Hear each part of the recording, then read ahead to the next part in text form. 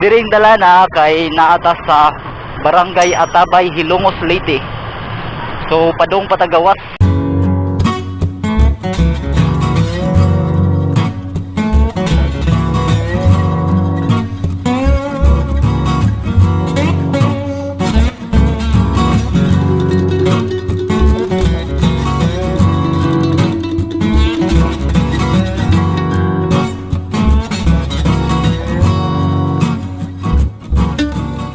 Si John Kevin. So mula pa sa ta sa Cebucha. Maagi ta sa Cebucha. Hop, ya, hop, hop. So na ta karon sa Cebucha na kwanta na tay gihapit nga ato ang pangatan ng singer sa John Kevin.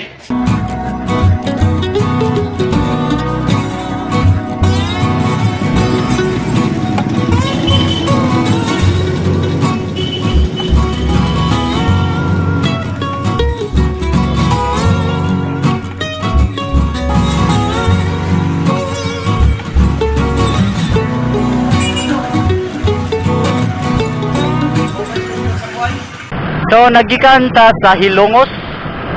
So diri ta moagi sa Liberty. Kay mao ni siya ang pinakaduol aron maabot na to ang San Antonio. Daghan patag agian nga baryo no. Mga daghan pang baryo atong agian, mga siguro mga 5 or 6. 5 ngadto sa 6 ka baryo atong agian. Usa na to maabot ang San Antonio.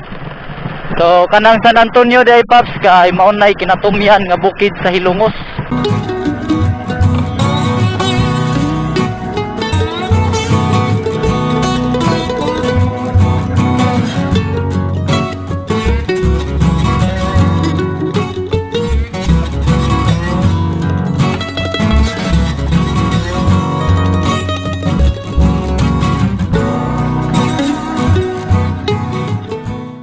So kaning banda diri ata muliko sa tuo.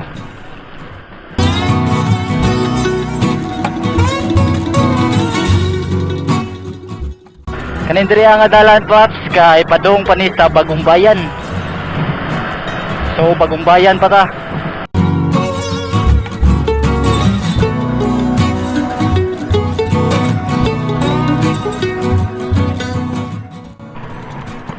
So naadata karon sa Bagong Bayan.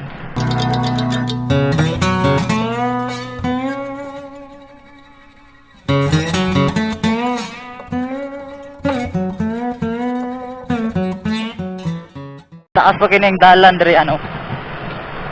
Daghan pa kining mga sudlonon.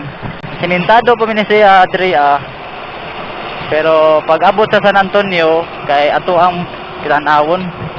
Atong tanawon kung unsay kahimtang dito So sa nakita ninyo ang kalsada kay nisaka na.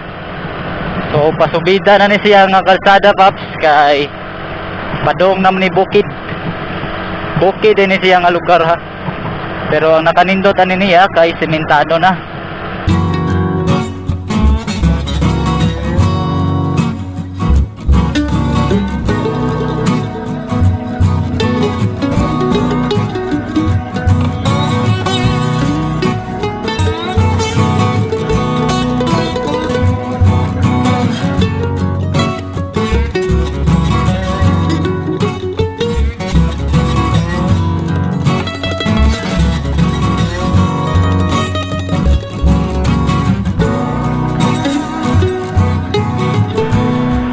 So naata karon sa Barangay Hampangan.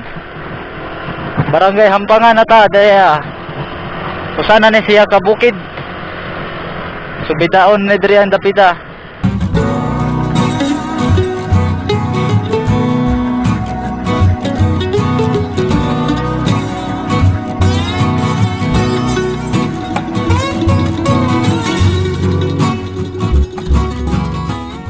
So duha ni siya ka kalsada.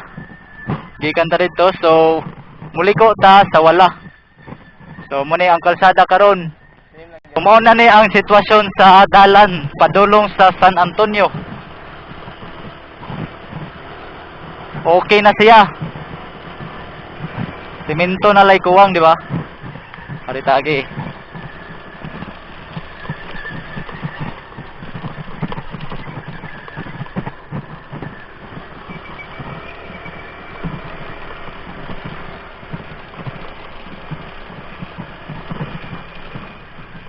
Oh, so nisugod na og lapok ang dalan kay wala may simento.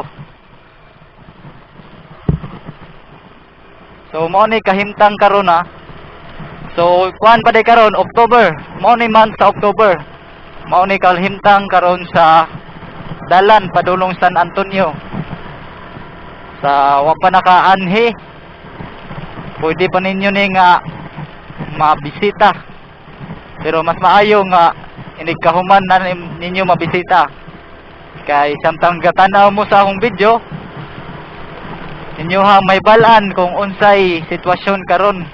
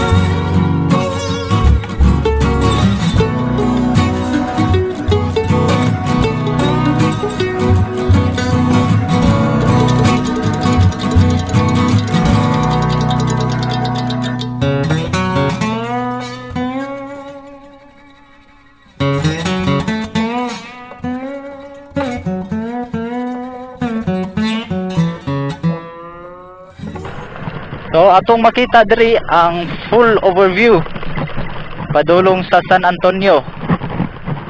Mao na siya. Kita na to ang mga balay-balay